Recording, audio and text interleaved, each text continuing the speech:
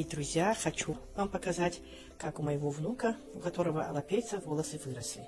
Это мы его постригли неделю назад.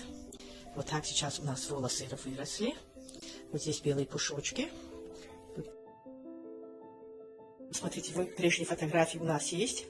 Вы сейчас видите реснички, брови, как у него выросли. И как волосики наши выросли. Прям чудо.